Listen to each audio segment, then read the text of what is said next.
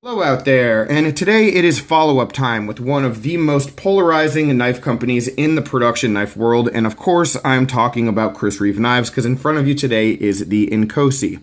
And I've had my Inkosi now for a few months. The one down here, this drop point one, is mine, and I haven't really talked about it on camera apart from the unboxing. And I got the one up here, the Insingo blade shaped one, on loan from my buddy the Lawn Ranger, and I figured now was a good time to just talk about the knife, do a little bit of a follow-up, and talk about the value of it and if it really meets all of my expectations.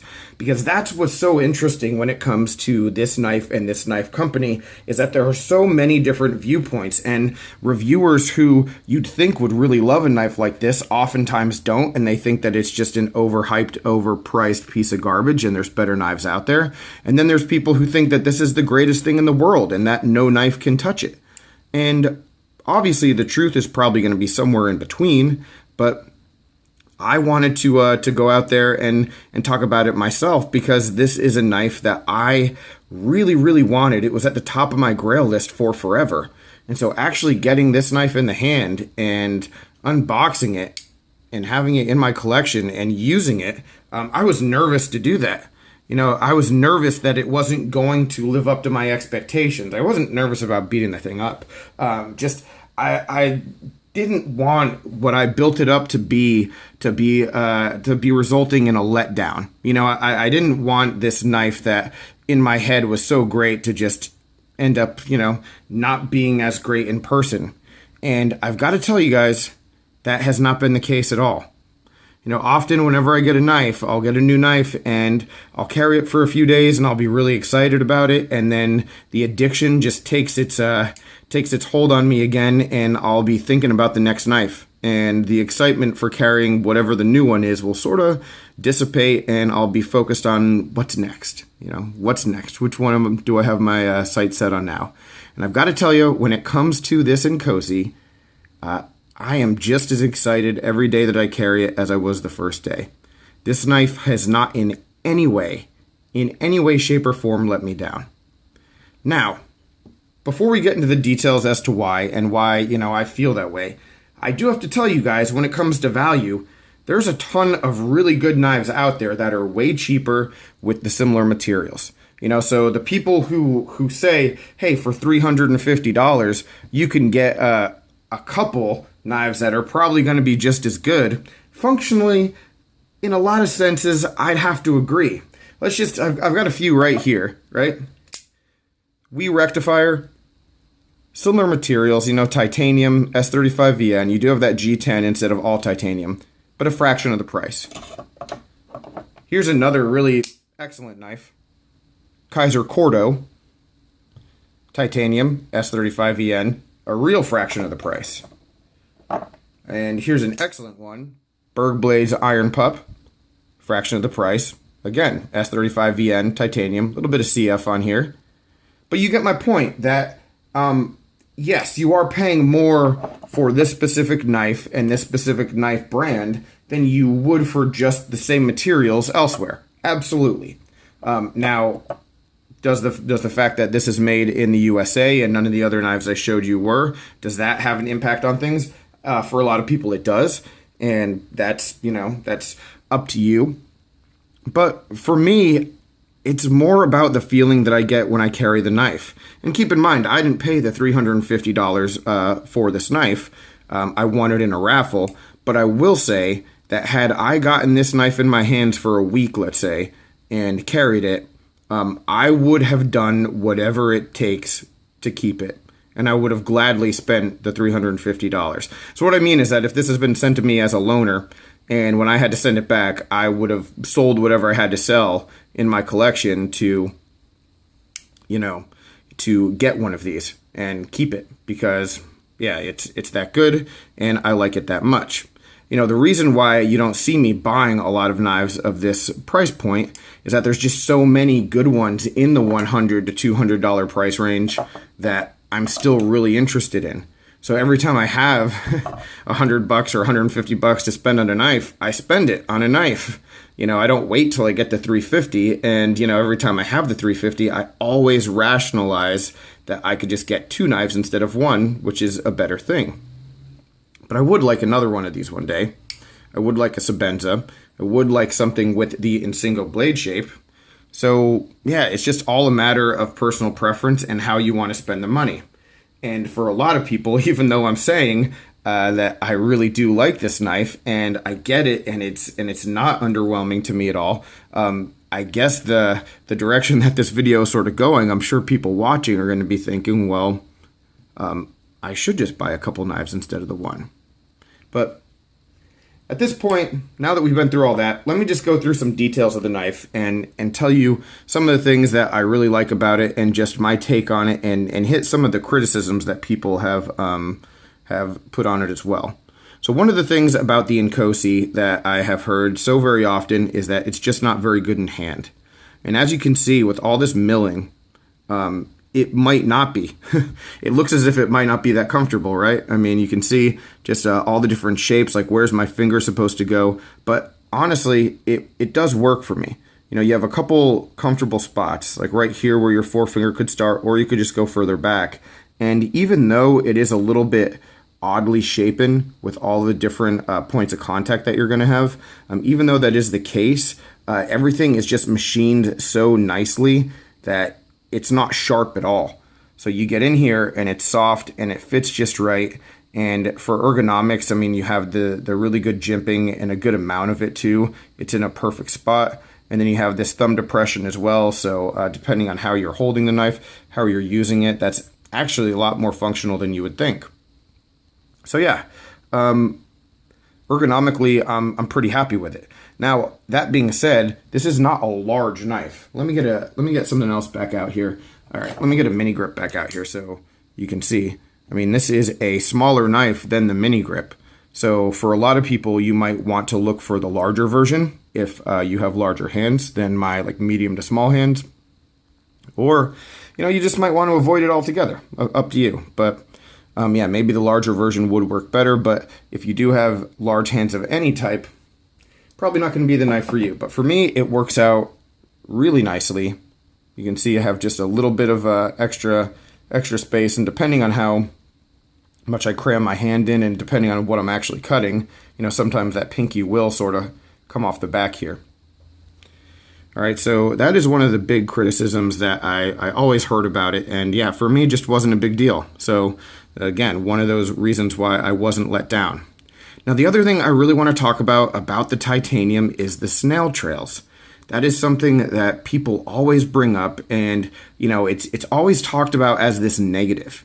Oh yeah, that it has signs of use. You don't want your knife to get snail trails. It doesn't look good. And I mean, maybe right now you can just see how beautiful that titanium is. And yeah, I'm saying beautiful in a knife video, but that really is the word for it. I mean, it is just great looking. And what I can tell you is that it doesn't show up in video or on camera in photos the way that it should. And sometimes when you have the snail trails, and you can actually see I have just a couple on the show side here, one at the bottom down here and one over here, that in the right light you can see those, and it looks like an eyesore, but in person I don't think they look bad at all. Like, certainly you can see them all on the clip here, and there's a few more that I have on the lock side that, yeah, you see they just jump out when the light hits them, but in person I don't think it detracts from the look of the knife in any way. And, you know, so often when I was looking at sales for these things, when I was looking into getting one, you know, for forever, I knew that I wanted to get a brand new one because I didn't want snail trails on it. I just didn't. You know, I wanted my knife to be pristine. And once I got it in hand and I looked at it, it just doesn't, it doesn't feel like a knife that you need to handle that way. It seems like it should be a knife that you use. And the snail trails don't make it look worse in person. So it doesn't detract from it at all. And what I'm saying, I guess, is that if I were to buy another one of these, I would definitely buy a used one if I found the right deal. I have no problem doing that. I'd have no problem buying one that was a little bit worn, you know. Let's bring in the other one real quick and see what kind of marks this one has on it. Yeah, same thing, clip, and you can see the edges. So it gets a little bit of wear on the edges depending on, you know, how you put it down and how you slide it around. But the titanium, for the most part, in my experience, has actually just held up too. I haven't babied this knife. I haven't avoided using it. You know, I carry it to work and I use it when I need it there. And, you know, there are days when I know I'm going to be using my knife a whole lot, and on those days I'll carry something different, sure. But for the most part, this knife, you know, hasn't been protected by any means at all. You know, it's never even gone back into its box since I got it. I took it out. It's been on my desk. It gets pushed around. You know, that's probably where some of the marks on the clip come from. Just gets pushed around, and you know, I'm not really doing too much to keep it safe. So yeah, I think that for the amount of use that I put on it, it's not like this fragile thing where it's just going to scratch up all that easy. So very happy with the quality of the titanium. For a quick comparison, and I will be doing another like full comparison with these two knives, the knife that I very recently unboxed, this Todd Begg Steelcraft, the big difference between the two of these is that when I look at this knife, the first time I picked up the Inkosi, I knew it was going to be a user. It just didn't feel like something you wanted to keep safe, and this knife is the complete opposite. You can see all the embellishments on it, and it's a beautiful piece, and don't get me wrong, I mean, I like this knife a whole lot, but this one is one that just naturally, because it seems almost artistic in the look of it, you wouldn't necessarily want to bring it out and beat it up. But this knife, even though it has that functional beauty, it just didn't have that for me. It didn't have that, oh, I need to protect this. You know, the beauty in this knife is just the simplicity of it and the quality of the work done with the materials. You know, so that's just what really impresses me with it. The action on it is good, but yeah, it's not really a knife that you're supposed to flick. Can I do a like thumb flick on it? Sure. And it works, but that's not really what you're supposed to do. And honestly, that's not what I want to do. Just the way that it opens and closes with the thumb stud, this slow push open, it feels right. It feels right for the knife. So it is going to be just a little bit different from the things that you're used to. When it comes to little details, this knife has a bunch of them, and I could probably talk all day about some of them. But just some of the details of this knife that really set it apart, and some of the things that I noticed. The washer size is just massive, and so that's what like sort of helps keep the friction down and keeps it very smooth. Now it does trap dirt very easily, but that has not affected functionality at all.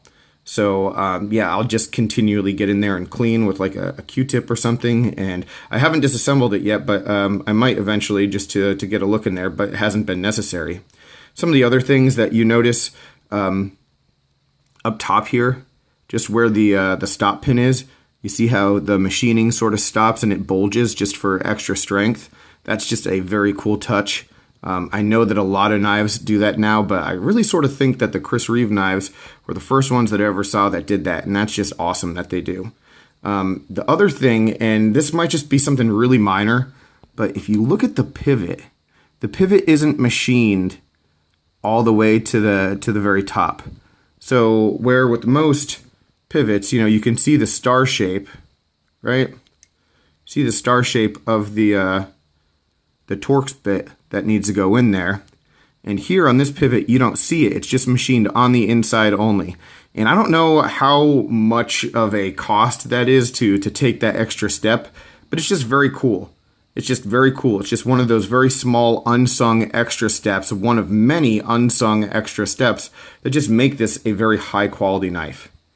So yeah, guys, I mean, I can talk about the knife all day and I can tell you how much I like it, but I think that it's just an individual thing where you get the knife in your hand for the first time and it's either for you or it isn't. And I don't know if there's any way to predict that one way or the other. For me, like I said, I mean, this could have been very easily the biggest disappointment that I ever experienced, and it wasn't. It was exactly what I had hoped and dreamed it would be. So I'm definitely a fan of the Chris Reeve knife. Would very much like to get my hands on more in the future. This one right here, as much as it pains me to say it because I love mine, I do prefer the Insingo blade shape, and yeah, I mean, this is the dream right here in my hand right now. One other thing though, the stock thumb stud on this Insingo version is just silver, and there's a ton of variations that you can get. And yeah, this little bit of blue on mine. I never really thought that it went that far and was that big of a deal, but I think it is distinctly more attractive with the blue than without it. So yeah, just something interesting to note. But otherwise, guys, that's really all I got. That's what I wanted to talk about. Just my take on the value and my take on the construction and the quality of it and just the overall impression that it put on me, you know, because it did leave a lasting impression. This model leaves a lasting impression. This brand does on everybody, and I wanted to share mine. So yeah, this is video number 3001 on YouTube when it comes to Chris Reeve knives, but definitely it was worth doing and sharing my take on it. All right, guys. So what's yours? What do you think about Chris Reeve knives? Do you want one? Do you care about them? I remember when we did that. When we did that video with everybody's grails, there were a ton of Sebenzas on there, so I figure a lot of you are into it. So let me know your thoughts and any other questions, comments, complaints, suggestions. Be more than willing to hear about that as well. So I'll talk with you soon. Take care and have a good one.